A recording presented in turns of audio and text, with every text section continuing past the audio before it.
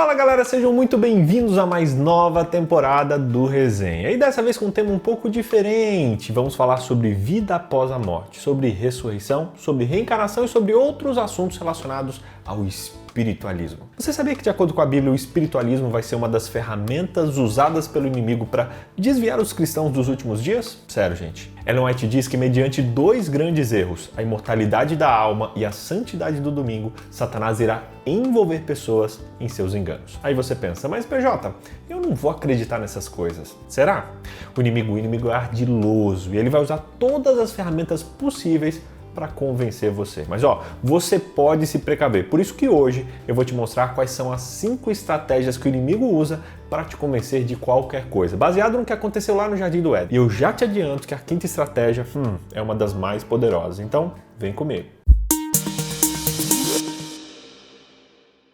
Quem aqui nunca viu aquela cena clássica em algum filme ou desenho animado, onde após a morte o personagem ou algo parecido com um fantasma sai do corpo da pessoa e vai para o céu ou vai para o inferno? Ou então aquelas cenas de pessoas que são mortas e vêm trazer uma mensagem do além, ou espíritos que voltam à vida, ou ainda aquelas coisas sobrenaturais que envolvem a morte. Você já viu um filme assim?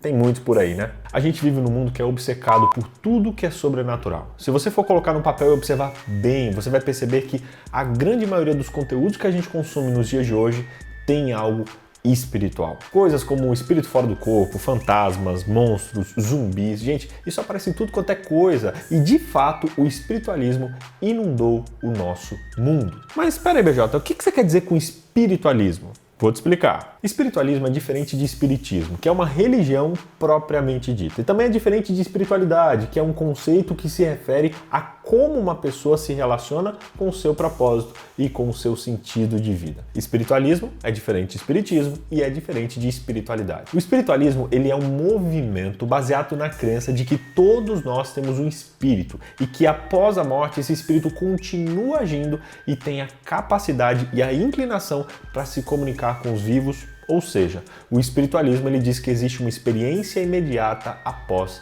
a morte. Grava bem isso, porque ao longo dessa temporada você vai escutar essa palavra por muitas vezes. Agora, vamos ver o que a Bíblia fala sobre isso?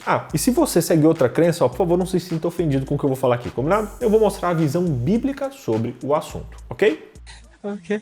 A Bíblia é clara, por exemplo, ao dizer que os mortos, eles não sabem de nada. Eles estão apenas dormindo. No entanto, tem outros versículos que aparecem e dão a ideia de ensinar que a alma aparentemente continua existindo depois da morte. E aí? Menina se lascou. Tem uma parábola de Jesus que diz que após a morte, um mendigo chamado Lázaro foi viver junto com Abraão. E outro personagem da parábola, um homem rico, foi para o Hades, que significa inferno. Complicado, né? E tem outros textos que fazem declarações como, por exemplo, estar ausente do corpo, ir habitar com o Senhor. E eu pergunto, como a gente pode conciliar uma ideia bíblica de que a morte é um sono com esses textos que aparentemente dizem o contrário? Para te explicar sobre isso, eu preciso antes te mostrar os métodos que o inimigo usa para nos convencer de suas teorias. E você precisa entender isso primeiro. O primeiro método que Satanás usa é o de falsos milagres. Lá em Gênesis capítulo 3, verso 1, é mostrado que Satanás usou uma serpente para se comunicar com Eva. Gente, imagina o quanto isso impressionou Eva. Com certeza seria um milagre uma serpente falar, você não acha? Eva estava acostumada com os animais do jardim, só que eles nunca tinham visto um animal falar. Isso com certeza chamou a atenção de Eva e a impressionou. E foi assim que Satanás conseguiu espaço para tentá-la. Esse foi um falso milagre usado para chamar a atenção dela. E as profecias dizem que Satanás vai chegar a falsificar até mesmo a segunda vinda de Cristo, tentando se passar por ele. Se o inimigo pode fazer tudo isso, com certeza ele pode se disfarçar de seres humanos, especialmente de parentes e de amigos falecidos. A Bíblia nos diz que nos últimos dias da história, Satanás vai usar todo o seu engano para levar o mundo a crer no espiritualismo. Sim, exatamente isso. O Apocalipse descreve que os espíritos de demônios vão sair e vão fazer sinais enganadores e ajuntar o mundo inteiro para a batalha final contra Deus. Por isso, muito cuidado. Satanás, ele pode fazer milagres, então o fato de alguém que já morreu aparecer não é suficiente para dizer que a vida após a morte existe. Muito cuidado com isso. O segundo método que o inimigo usa é distorcer a palavra de Deus. Mentir. É verdade.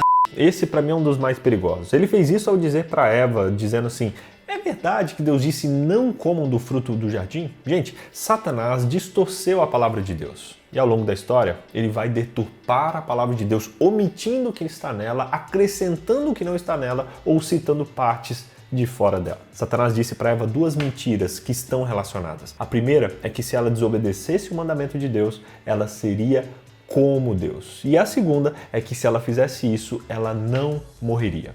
Sabe? Ambas afirmações são falsas. Satanás estava dizendo que Deus disse o que ele não disse, e isso é um grande perigo. Não é porque fulano disse que está na Bíblia que determinado conceito está lá. O inimigo conhece a Bíblia muito bem e vai usar a Bíblia para enganar os escolhidos. Por isso, não acredite em tudo que dizem estar na Bíblia. Estude por si mesmo, com oração e com profundidade, para não ser enganado por Satanás, ok?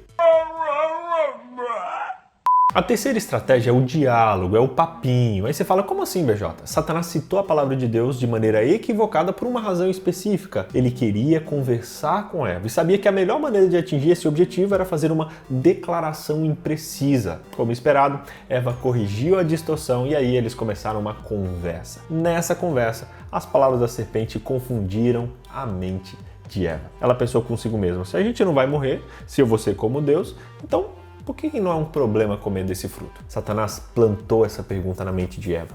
O tentador estava dizendo, em outras palavras, Deus está guardando os segredos de vocês. Ele quer que vocês expressem uma obediência cega. Deus sabe que se vocês comerem do fruto, vocês serão iguais a ele. E é claro que Deus não quer rivais. Satanás jogou essa sementinha de discórdia em um momento de diálogo. Não adianta você querer conversar com o pecado. Ele tem uma lábia muito melhor que a sua. Ele sempre vai te vencer no papo. Por isso que Deus diz pra gente andar longe do pecado, para nem sequer darmos papo para ele. Tem jovem que fica chegando perto do precipício. Não, só vou até aqui, só vou até ali. Gente, a queda de Eva não ocorreu quando ela comeu o fruto apenas. Não, ocorreu quando ela começou a dar ouvidos para a serpente. Não fique de papinho com o pecado. Ele pode te vencer rapidinho. A nossa única segurança é fugir dele e fugir rápido. Es hora de correr. Em quarto lugar, Satanás levou Eva a seguir os seus 5 sentidos em vez de a palavra de Deus. Os seus ouvidos aceitaram o argumento racional da serpente, o fruto parecia bom aos olhos e ele cheirava bem, parecia saboroso. Então ela tocou e não morreu imediatamente. Eu não sou daqueles que abominam os sentidos, que diz que a fé é unicamente racional e tal. Não acredito nisso, mas eu acredito que usar apenas os sentidos sem a razão e sem a segurança da palavra de Deus é um grande perigo. A Bíblia diz que há caminhos que parecem direitos ao homem, mas ao fim são caminhos de morte. Ou seja, existem coisas que você tem certeza de que vai dar certo, que é o certo, mas que no fim vão dar em caminhos de morte. Cuidado. Os sentimentos por si só não são uma fonte segura. Eles sempre devem estar submetidos à imutável palavra de Deus. Por último, a quinta estratégia que ele usa é usar outras pessoas. Uma vez que Satanás obteve a vitória sobre Eva, ele usou Eva para tentar Adão. Muitas vezes o adversário usa pessoas para tentar outras pessoas, porque ele sabe que usando alguém em quem já confiamos, a vitória será muito mais fácil para ele. Por isso, cuidado com as pessoas com quem você anda e a quem você escuta. Mesmo aquelas em quem você confia podem estar em algum momento sendo usadas pelo inimigo. Pedro é um clássico exemplo disso. Mesmo sendo usado por Deus para declarar que Jesus era o Cristo, momentos antes, ele foi usado por Satanás para tentar fazer com que Jesus fugisse da cruz. Por isso, cuidado.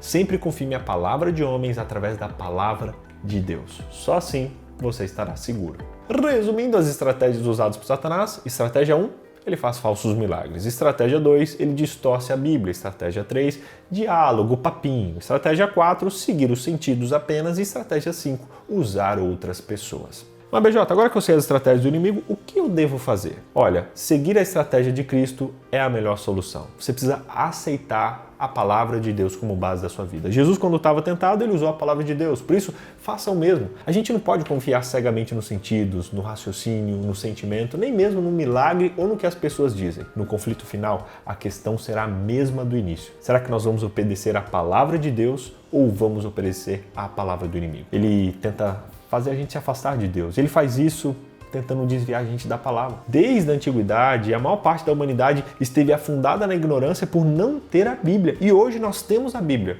e precisamos estudá-la. Satanás, ele sabe que a Bíblia, quando ela não é acessada, a gente não tem a fonte da vida e não consegue se aprofundar na vontade de Deus para nós. Só que hoje nós temos a liberdade de ter a palavra de Deus em nossas mãos. Satanás, ele tenta com o mesmo objetivo diminuir ou destruir a autoridade da Bíblia. Ele não consegue tirar a Bíblia da gente hoje, mas ele consegue tirar ela do trono de autoridade da nossa vida. Quando Adão e Eva desobedeceram a palavra de Deus, eles quebraram sua aliança de amor com Jesus, o Criador. E então, o relacionamento rompido levou à separação de Deus. E a separação levou à morte. Quando Satanás desvia as pessoas da palavra de Deus, ele as separa de Jesus Cristo. Por isso, o meu convite para você hoje é que você reforce o seu compromisso de sempre estar firmado na palavra de Deus, na Bíblia. Foi assim que Jesus venceu a tentação e é assim que a gente vai vencer também. Por isso, estude a sua Bíblia diariamente, não de maneira superficial, mas profunda, para poder não ser enganado por aqueles que usam a Bíblia para tentar te afastar de Deus. E eu te pergunto, você quer reafirmar hoje o seu compromisso com a Bíblia? Escreva "eu quero" aqui nos comentários e a partir de hoje, estude a Bíblia com profundidade para conhecer a Deus de verdade. E se você quiser conhecer mais da Bíblia, clica aqui no link que eu deixei na descrição e faça um estudo bíblico conosco, com a nossa assistente virtual Esperança. É gratuito, você pode usá-lo para se aprofundar na palavra de Deus e assim não ser enganado pela palavra de outras pessoas. Clica aqui embaixo e comece o estudo com a gente.